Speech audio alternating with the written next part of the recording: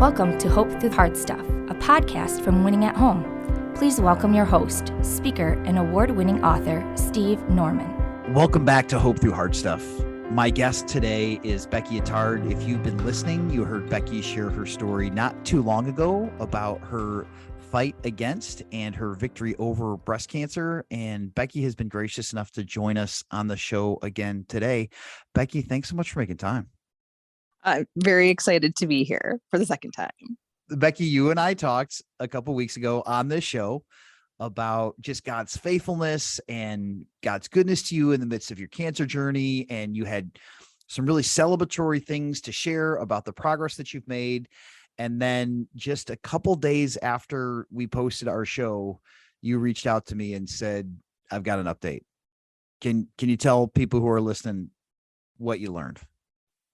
Yeah. So we recorded the podcast, and afterward I sat on my couch and I had this sick feeling in my stomach. And Fred came home and he was like, babe, how did it go? And I was like, it was fine. And then that podcast was posted on a Tuesday, and I was back in the ER on Thursday. So breast cancer ended September of 2021. And looking back, after it ended, I was running away from it. And I was doing everything I could to not think about it, not talk about it. Got my real estate license, got my 200-hour yoga teacher training certification. So that was fall of 2021. Winter of 2022 came. And then end of March, beginning of April, I was like, gosh, I have this neck pain. Couldn't really turn my head. Was having some back pain as well. Went to the chiropractor. And she's like, well, you have a vertebrae that's kind of out of place or whatever. She's like, we'll pop it right back in. I was like, okay. So I was going to the chiropractor. Then some time passed. I went to the physical therapist, and I've known my physical therapist for years. We worked together at Lifetime. And in our fourth session, she's like, Becky, she goes, something is not right. And I think it was because I've known Val for years and she knows what I'm physically capable of. And in our fourth session, she was like, stop. She goes, something's not right. You're not responding like you should. And went and got x-rays. And she looked at the x-rays and she's like, Becky, this is showing a possible C1, C2 fracture, which is a really big deal, your cervical spine fracture. She's like, you got to get to the ER. So this was a Thursday. Freddie and I went to the ER, and I just I had normal Lululemon clothes on, I was, makeup on, hair, done. Walked in the ER, and the girl at the counter was she looked at me out of the corner of her eye. She's like, what are you here for? This girl has a broken nail or an upset stomach, right? I said, I got x-rays yesterday. I said, I have a possible C1, C2 fracture. She looked up at me and she goes, don't move. I was like, okay, sure. She comes at me with this other nurse with a wheelchair and this collar, a neck brace. And this thing is huge, right? And now, mind you, my neck, I'm very protective over it because I knew something was wrong. It wasn't right. It was painful. And so they're coming at me with this, with this big neck brace, and I'm starting to freak, right? I'm like, you cannot touch me. You cannot put that thing on me. It was like two dog catchers coming at a stray dog. The whole waiting room was full. The police officer was turning his head, how there's a police officer behind the bulletproof glass in the ER. Yeah. He's starting to get up out of his seat. Am I going to have to get involved with this woman? Fred's just standing there shaking his head oh geez, So anyway, so they put the collar on, and it was a disaster. So they, did the whole ER thing and put us in the hallway, right? And we're in the hallway of the ER for hours. And I'm like, can I eat something? And they're like, no, because you potentially might have to have emergency neck surgery tonight. So you can't eat anything. And I'm like, okay, that's good. Right. So go for a CT scan. They come back like an hour later. And the girl's like, well, you have multiple fractures in your neck and your spine. And we think your breast cancer jumped to your back. And Fred and I were in the hallway of the ER.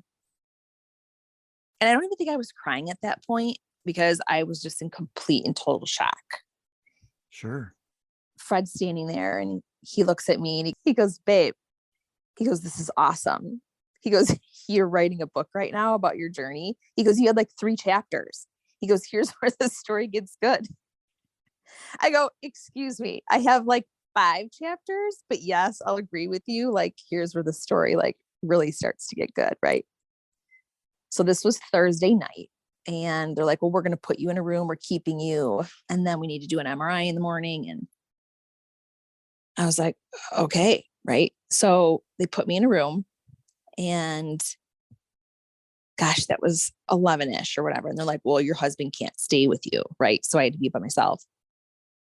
They put us in a room, like a temporary room. And I swear it was like midnight. So they're like, well, your husband can't stay with you. And mind you, Steve, like I didn't have anything. Like, I mean, we went to the ER, like not realizing I was going to stay, not realizing any of this. And so my phone was about to die. I had, nothing was open. Like we hadn't eaten in hours. So Fred leaves, goes home, comes back. It's like 12:31 in the morning, brings me a bunch of stuff. And then I'm there by myself.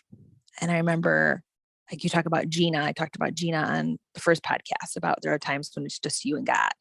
Like talk about just being you and God, right? Like I'm in the hospital bed, couldn't sleep, laying there going, okay, I have these fractures in my neck.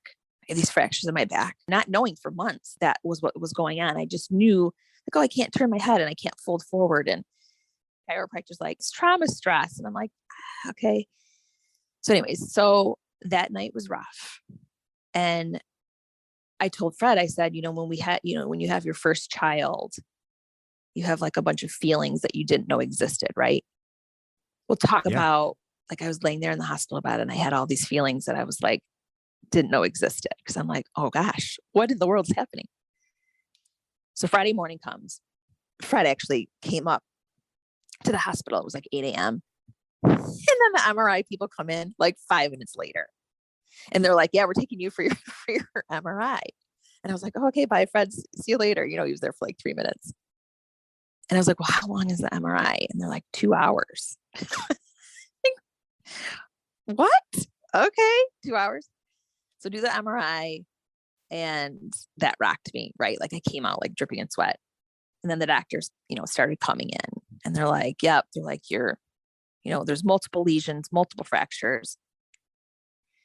And it's basically stage 4, right?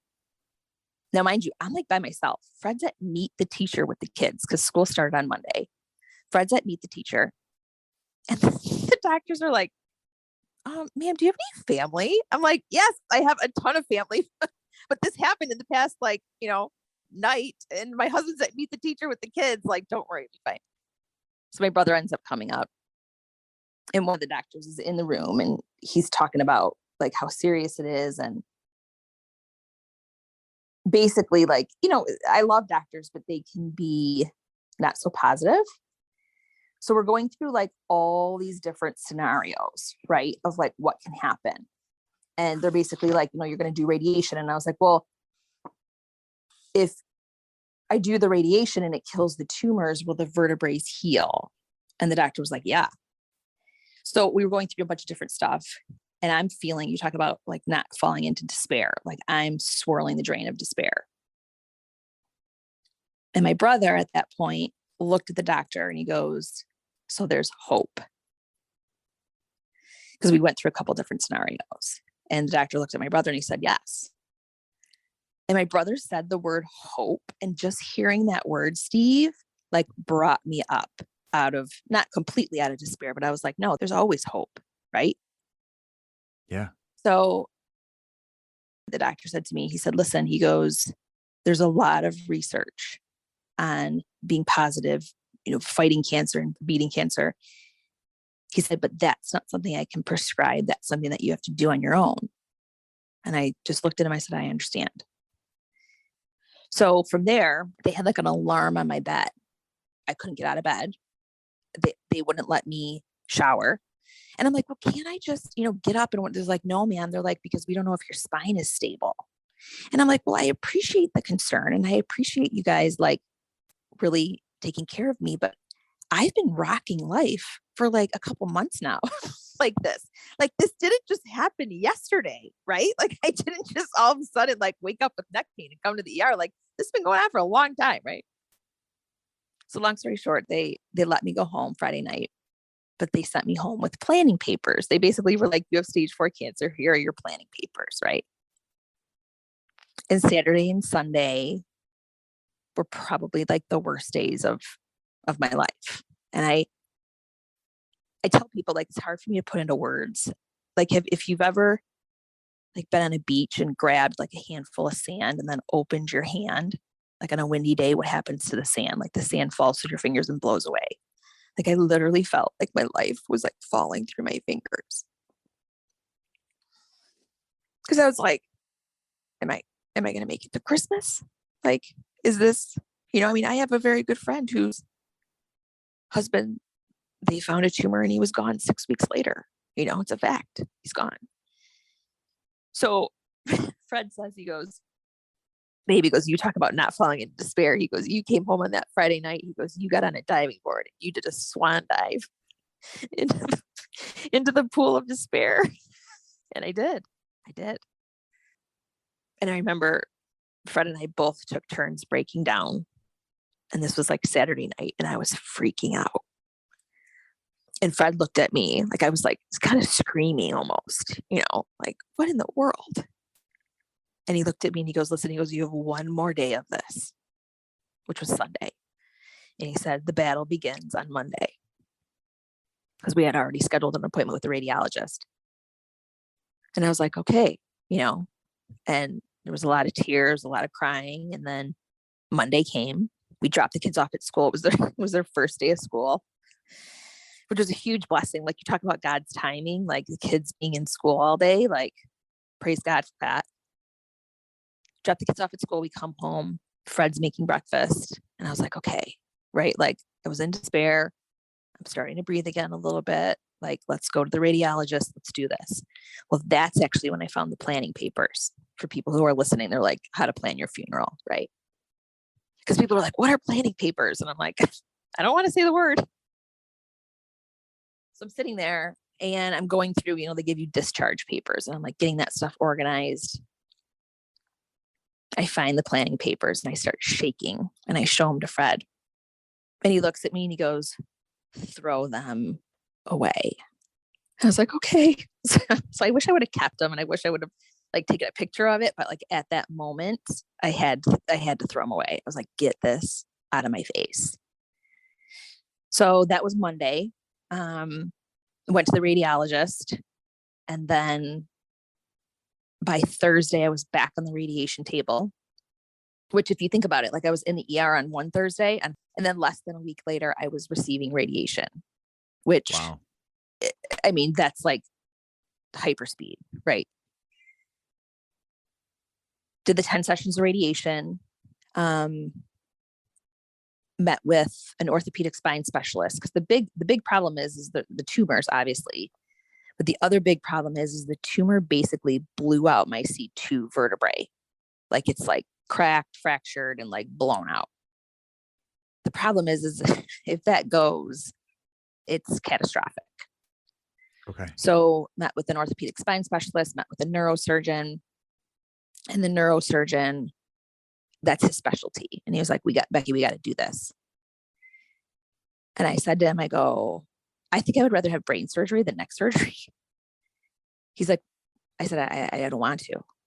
And I said, but I have 2 little kids. He goes, do you want to be in a wheelchair and have those little kids be feeding you? And I was like, no. He goes, Becky, I go ahead. He said, I've done this 1,000 times. We got to do it. We got to stabilize your neck. He said to walk around with a broken neck is 100 times more dangerous. So the surgery is scheduled for September 30th. And then once that's done, then we go back through chemo again.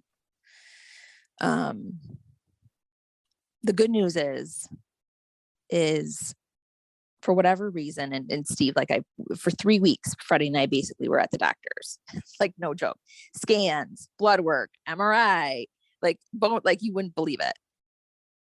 And my oncologist said, the breast cancer that went to my back is a different type of cancer than I originally had.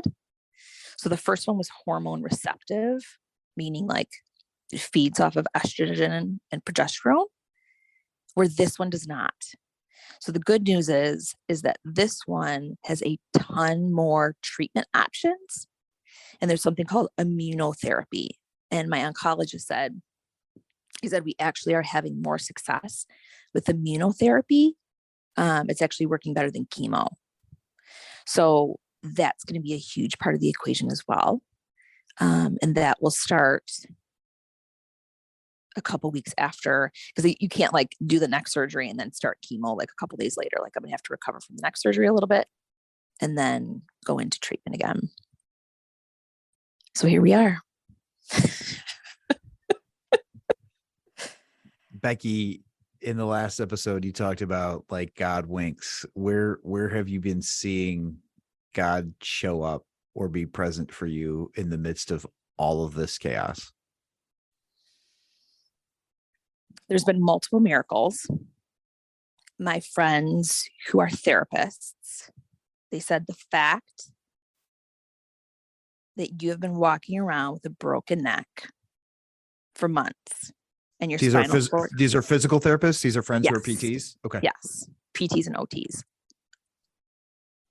They're like, the fact that you've been walking around with a broken neck for months and your spinal cord isn't injured.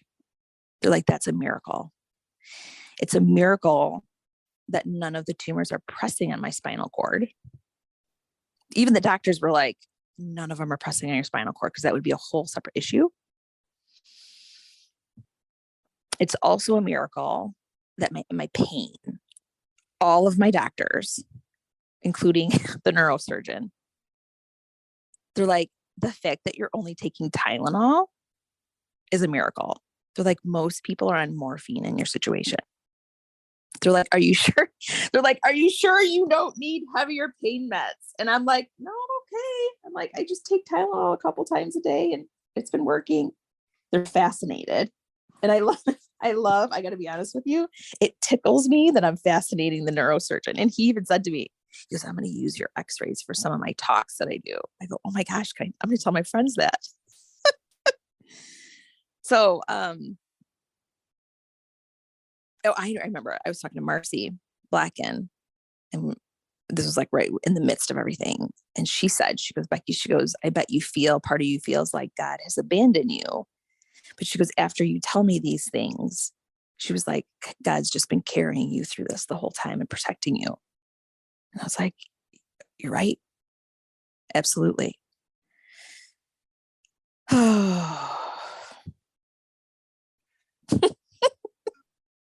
Becky, after you told me that you were going to see your radiologist, I believe it was a couple of days later that some friends had organized a prayer night for you. Talk about that. How did that come about, and what did that mean to you personally? My sister runs a prayer group, and this was week 1 of this chaos.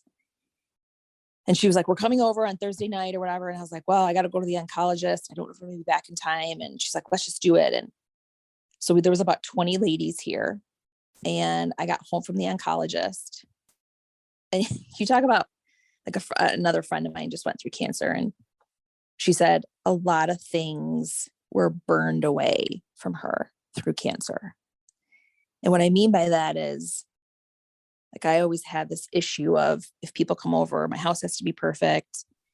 The hostess with the mostest, I need to have drinks and food for everybody and had the perfect outfit on and whatever. And so my sister's inviting all these people over, and I got home from the oncologist and they did a ton of blood work, and I was toasted. And I laid on my couch and didn't care. I was like, my house is kind of a mess. I look like crap. You know, I've been like dragged on the freeway for 2 weeks now. And I didn't care. I know that sounds like a silly thing, but like all those hang-ups, if you will, have been like ripped away from me. And like the women taking the time to come over and pray, there are no words. And I remember Fred took the kids out and he came back. And if you remember the scene from Jerry Maguire with like the women's group, when Jerry Maguire walks back in the room and he's like, I'm looking for my wife. I was like, Fred, you need to do that. And he came home and there's like 20 women in the great room. And he's like, I'm looking for my wife. Like humor. That's the other thing too, Steve, is like through the chaos, through the nightmare, through the despair, like looking for humor and like finding things to laugh at. Oh my gosh. Like it'll save your life. Right. And you talk about, like I talked about my friend where she's like, cancer burned things away from me. Like I said the other day, I was on the phone with a friend and I said, if my house burned down and our cars and our boats blew up, I would probably laugh. Like, you know what I mean? Like, you know, you hear things like, you know, only your loved ones matter and only your family matters and whatever. And you're like, yeah. Like this has stripped things away from me. Like I said that, I go, if my house burned down and our cars and our boat blew up, I would laugh. Fred goes, I wouldn't laugh. He is sitting right there. Oh, so Becky, it's just so good to hear in your voice that even though the stakes are high, and what I appreciate about you is you're not delusional. You're not pretending like these aren't like very serious things, like to need neck surgery and to have chemo and to have radiation and to have immunotherapy and to get a stage 4 diagnosis. Like none of these are trivial things. They're big deals. But for you to be able to say, okay, I can name that and I can stare it down, scratching and clawing and committing to hope and to faith and the joy in the middle of it all. There are a lot of people, Becky, who just can't imagine being able to do that. Where does that grit, where does that tenacity, where does that spiritual perseverance come from? The funny thing is like everyone is like, you're so strong. And I just laugh. I mean, when we walked back into my oncologist office, like I was shaking so bad that Fred had to fill out the forms. Like when I walked back to the radiation room and I walked into that room, like Steve, I almost threw up. When you're in this situation, I mean, truly, it's kind of life or death. Let's be honest. You really don't have a choice. You know what I mean? Like I either do this, like the neurosurgeon said, because I was like on the table. I like couldn't even see straight. But he was super, super positive, which is another thing. Like there was a doctor that wasn't super positive about my situation and we're not working with him anymore. So like the doctors that we are working with, they're very encouraging. They're very positive. So like I'm laying on the table in the neurosurgeon's office. And I literally said to him, I was like, I don't want to do this. I can't do this. You know, because everything I've done up until this point, this neck surgery, I mean, because you're C1, C2, I mean, that's your lifeline right there. You know, this is not an easy thing. This is very risky. Well, not super risky, but there are risks involved, if you will. Sure. And he told me the truth. He was like, well, do you want to be in a wheelchair? Because if you get in a car accident, if something happens to that vertebrae and it collapses, he's like, it's going to be catastrophic. So I feel like when you're at the crossroads of, yes, this is scary. Yes. I told Elizabeth Mercy came over yesterday. I said the morning of the surgery, I mean, they might very well just have to wheel me in on a wheelchair because I don't know if my legs are going to be strong enough to hold me up because I'm probably going to be that shaky and nervous. Right. She's like, that's okay.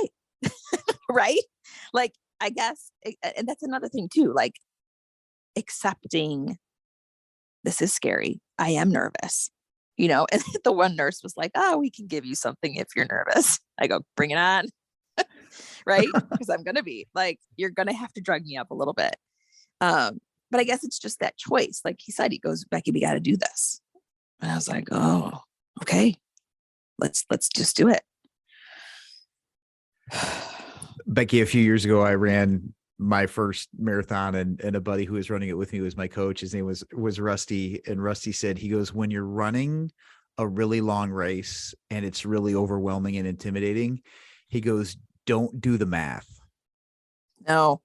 He's like, don't do the math. Don't be like, oh, 17 more miles or 16 more miles. He's like, because that can get in your head and just start to shut you down. And so his encouragement to me was like, just run the mile you're in. Yes. My sister said, like, when she was running, she just had this mantra that she had in her head that played over and over again that just said 1 foot in front of the other, 1 foot in front of the other, 1 foot in front of the other. And that's true for running, where the stakes are infinitely lower than they are for a stage 4 cancer diagnosis. But I think I hear you saying the same thing. Like, if you do the math, it can get really paralyzing. But if you say, I have, today's Tuesday, and all I have to do on Tuesday is put 1 foot in front of the other. We were at my oncologist a couple of days ago, and he came, and the thing is too, is like through this whole couple weeks of the tornado, there was a lot of, do we do treatment first? Do we do surgery first? Do we do, and that's the thing too, is a lot of times through these cancer journeys, you have to make the best decision that possible. Right. And a lot of times you're like, let's hope this is the right one. And so I'm laying there on the table in his office, and we're going through, he's talking about the tumor, and he's sending it to another lab. And because the more you know about the tumor, the more specific the treatment can be. And I'm laying there, and at that point, we had already decided to do the surgery. It was already scheduled. And he was saying all these things. And I go, stop. I go, my surgery's in like less than 2 weeks. I said, let me focus on the surgery. Because you have to do like all these things to prep for it. Like I have to get an EKG, I have to get all these x-rays, like blood work, whatever. I'm like, let me focus on that, because we can't start treatment until after that. I go, and you focus on my tumor. And he goes, deal. So like, I can't think about treatment right now because I've got this surgery in less than 2 weeks, and there's a lot to do for that. So yes, like breaking it down, baby steps, because just like you said, like I'm the type of person where I like to think 10 steps ahead, but I can become debilitated. Right. Like if I think about the surgery recovery, and then, oh my gosh, treatment, and then, oh my gosh, taking care of my kids through all this nightmare, like I can become completely paralyzed. You're right, Becky. And I think I have to keep reminding myself that no matter what challenge I'm facing in life, is you can't skip steps. You don't get to skip steps. You have to take them in order. And sometimes God only illuminates the steps one at a time. There's this great verse that says, God, your wisdom, or your word, your insight is a lamp to my feet. It's a light to my path. And I was having a meeting with a friend yesterday. We were in the basement of a church, and we were meeting there longer than everybody else was there, and the lights were off, and we both had to pull out our phones so we could find our way down the hallway.